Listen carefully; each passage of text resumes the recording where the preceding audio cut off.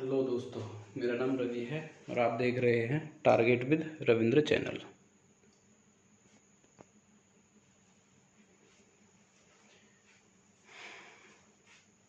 तो हम जानेंगे वायुमंडल की संरचना और इसकी विभिन्न परतों के बारे में।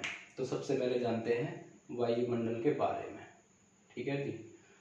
तो वायुमंडल क्या है? पहले तो वायुमंडल होता क्या है कि जो पृथ्वी के चारों ओर गैसों का एक आवरण से हम वायुमंडल कहते हैं। दूसरा, वायुमंडल क्या है? वायुमंडल कई गैसों का मिश्रण है, जिसमें होती है नाइट्रोजन होती है लगभग 78%, ऑक्सीजन होती है लगभग 21%, ऑर्गन होती है लगभग 0.93%, कार्बन डाइऑक्साइड होती है 0.038%, नियोन होती है 0.0018%, हीलियम होती है 0.0005%, मेथेन होती है 0.00017%। तो ये मुख्य रूप से वायुमंडल में 7 गैसें होती है: nitrogen, oxygen, argon, carbon dioxide, neon, helium और मेथेन। वायुमंडल में सबसे ज्यादा भाग होता है नाइट्रोजन का, जो कि होती है 78%। दूसरे नंबर पे आती है ऑक्सीजन 21%। तो इस तरह से ये क्वेश्चन पूछ ले जाते हैं कि वायुमंडल में कार्बन डाइऑक्साइड की मात्रा कितने होती है। ठीक है जी, इस तरह से तो ये आपको ध्यान रखना है। नेक्स्ट है कि वायुमंडल जो है वो गुरुत्वाकर्षण बल के कारण पृथ्वी से बंधा हुआ है। वायुमंडल किसके कारण पृथ्वी से बंधा हुआ है? गुरुत्वाकर्षण बल के कारण। ठीक है जी। अब थोड़ा सा इन गैसों के बारे में जाने लेते हैं कि नाइट्रोजन गैस जो है वो एक जैविक रूप से निष्क्रिय और भारी गैस है, और राइजोबियम बैक्टीरिया वायुमंडलीय नाइट्रोजन को नाइट्रेट के रूप में ग्रहण करता है। उसे उसी रूप में ग्रहण ना करके नाइट्रेट के रूप में ग्रहण करता है। मतलब राइजोबियम बैक्टीरिया जो वायुमंडलीय गैस नाइट्रोजन है उसे नाइट्रेट के रूप में ग्रहण करता है, ना कि नाइट्रोजन के रूप में। और इसका नाइट्रिक ऑक्साइड, नाइट्रोजन का नाइट्रिक ऑक्साइड रूप जो है वो अम्ल वर्षा के लिए उत्तरदायी होता है। ठीक है जी। अब ऑक्सीजन एक प्राणदायिनी गैस है। हरे पौधे प्रकाश संश्लेषण की क्रिया में ऑक्सीजन विमुक्त करते हैं। ठीक है जी। और तीसरा, ऑर्गन वायुमंडल की अक्रिय गैसों में सर्वाधिक मात्रा में पाई जाने वाली गैस है। ऑर्गन एक अक्रिय गैस है और ये वायुमंडल में जितनी भी अक्रिय गैस पाई जाती है उनमें सर्वाधिक मात्रा में ये पाई जाती है ऑर्गन गैस। फिर कार्बन डाइऑक्साइड, ये मुख्य रूप से ग्लोबल वार्मिंग के लिए उत्तरदायी होती है। कार्बन डाइऑक्साइड, इसकी सांद्रता बढ़ने से ग्लोबल वार्मिंग बढ़ती है, ग्लोबल वार्मिंग होती है। फिर थोड़ा सा जाने लेते हैं अगर कुछ अलग से पॉइंट जहां से क्वेश्चन बनते हैं कि वायुमंडल में आयतन अनुसार 4% जलवाष्प की मात्रा हमेशा विद्यमान रहती है। वायुमंडल में आयतन के अनुसार 4% जलवाष्प होता है, और जो कि सर्वाधिक होता है भूमध्य रेखा के आसपास और सबसे कम होता है ध्रुवों के आसपास। जलवाष्प जो है वो सर्वाधिक भूमध्य रेखा के आसपास होता है और सबसे कम होता है ध्रुवों के आसपास। फिर नेक्स्ट है कि इसमें 5 किलोमीटर की ऊंचाई तक समस्त जलवाष्प का 90% भाग होता है, जो पृथ्वी की सतह से ऊपर 5 किलोमीटर तक लगभग, यहाँ तक समस्त जलवाष्प का 90% भाग होता है। यहाँ तक ही 5 किलोमीटर तक ही पृथ्वी की सतह अगर यहाँ पे है तो इससे ऊपर 5 किलोमीटर तक ही 90% भाग होता है जलवाष्प का। ठीक है जी। और वायुमंडल में जलमंडल होता है लगभग 0.001%। वायुमंडल में जलमंडल का जो भाग है वो है 0.001%। ठीक है। और एक पॉइंट और है कि धूलकण, इन्हें एरोजोल भी कहा जाता है, और धूलकण आर्द्रताग्राही नाभिकों का भी कार्य करते हैं, जिसके चारों ओर जलवाष्प संघनित होकर बादलों का निर्माण करते हैं। तो चलो, ये तो हो गए वायुमंडल से संबंधित कि वायुमंडल होता क्या है। वायुमंडल जो पृथ्वी को चारों ओर, मतलब पृथ्वी के चारों ओर गैसों का एक आवरण, वो वायुमंडल कहलाता है। और वायुमंडल जो है वो कई गैसों का मिश्रण है, जिसमें ये सारी गैसें हैं। ठीक है जी।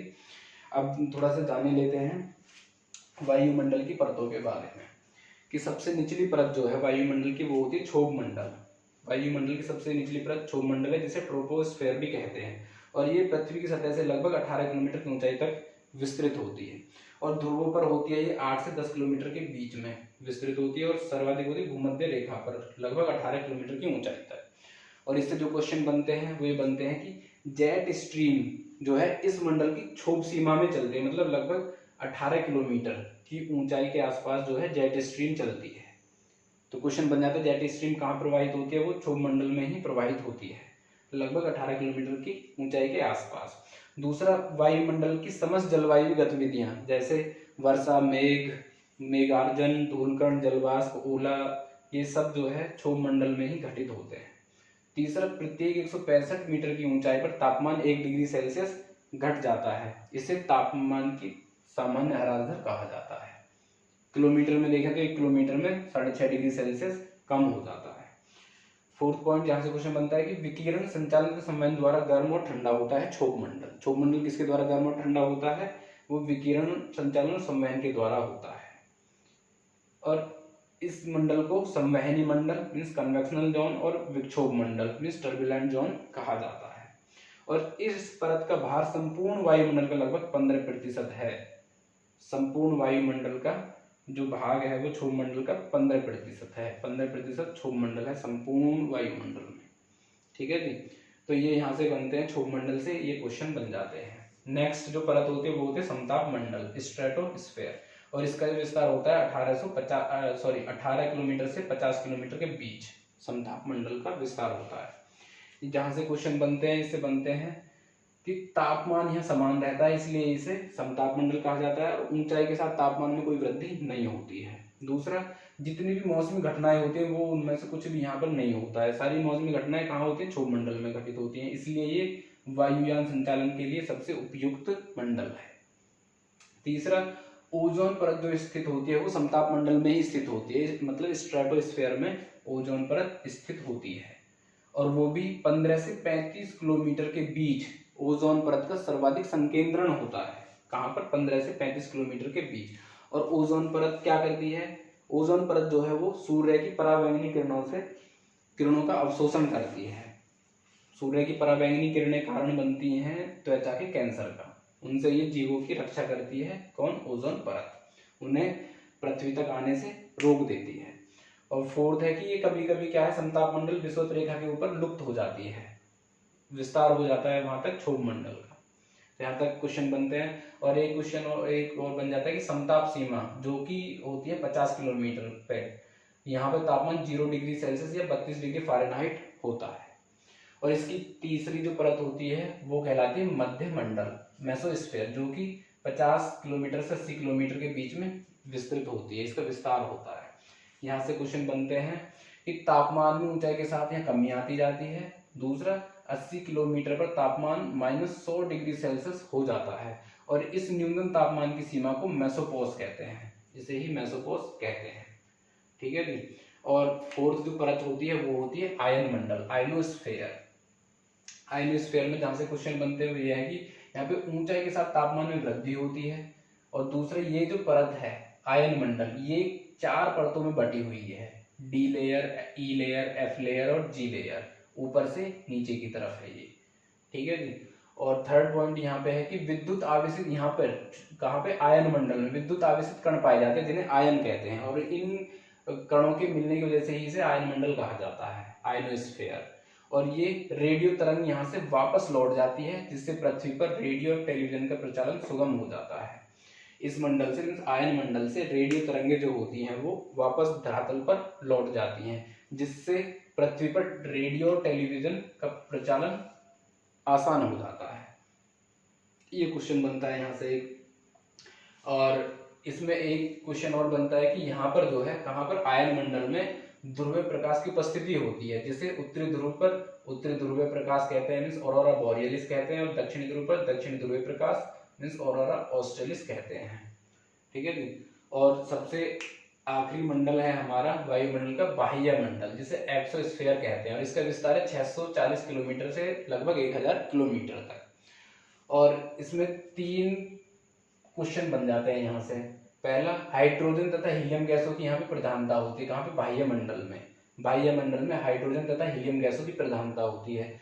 और 1000 किलोमीटर के बाद वायुमंडल बहुत ज्यादा विरल हो जाता है, मतलब कि जितना भी वायुमंडल का संकेंद्रण है वो 1000 किलोमीटर तक ही है, उसके बाद में बहुत ज्यादा विरल हो जाता है, और लगभग 10,000 किलोमीटर की ऊंचाई के बाद ये अंतरिक्ष में विलीन हो जाता है।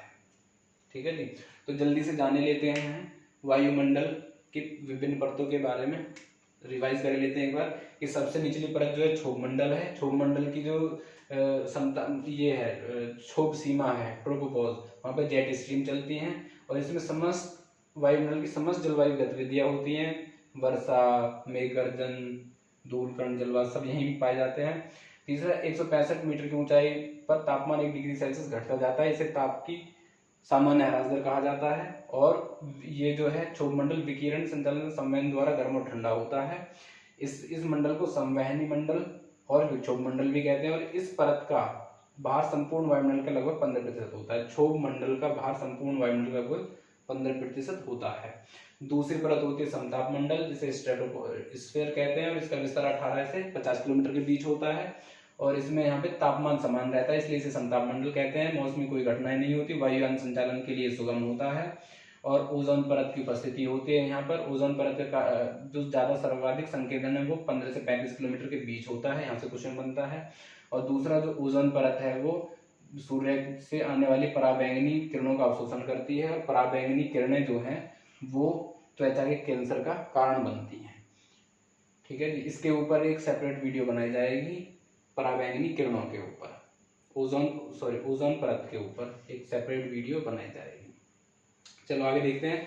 ये जो समताप मंडल है वो कभी कभी विषुवत रेखा पर बिल्कुल लुप्त हो जाती है और वहां तक विस्तार हो जाता है क्षोभ मंडल का।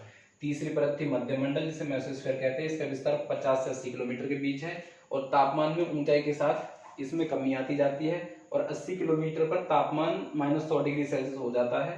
इस न्यूनतम तापमान की सीमा को मेसोपॉज कहते हैं, मेसोपॉज। फिर आ जाता है आयन मंडल, चौथी परत होती है जिसका विस्तार 80 से 640 किलोमीटर के बीच है। ठीक है जी, और यहाँ पर ऊंचाई के साथ तापमान में वृद्धि होती है। ये 4 परतों में बटा हुआ है, डी लेयर, ई लेयर, एफ लेयर, जी लेयर। यहाँ पर आयन होते हैं, मतलब विद्युत आवेशित कण होते हैं जिन्हें आयन कहते हैं, इसी वजह से इसे आयन मंडल बोला जाता है। और आयन मंडल से रेडियो तरंगे धरातल की तरफ वापस लौट जाती है, जिससे पृथ्वी पर रेडियो और टेलीविजन का प्रचलन सुगम हो जाता है। ठीक है जी, और अंतिम है बाह्य मंडल, एक्सोस्फीयर, जिसका विस्तार 640 से 1000 किलोमीटर के बीच है। इसमें हाइड्रोजन तथा हीलियम गैस की प्रधानता होती है बाह्य मंडल में, और 1000 किलोमीटर के बाद में वायुमंडल बहुत ज़्यादा विरल हो जाता है और 10,000 किलोमीटर की ऊंचाई के बाद ये अंतरिक्ष में ही विलीन हो जाता है। तो आशा करता हूँ कुछ समझ में आया होगा। ठीक है, अगर कुछ वीडियो अच्छी लगी हो तो लाइक करना, शेयर करना, चैनल सब्सक्राइब कर लेना और इसे ज़रूर अच्छे से देख लेना, समझ लेना, क्योंकि क्वेश्चन जितने भी क्वेश्चन बनेंगे वो यहीं से बनते हैं। वायुमंडल से रिलेटेड जितने क्वेश्चन बनेंगे वो यहीं से बनते हैं। तो पूरा वीडियो देखने के लिए थैंक यू।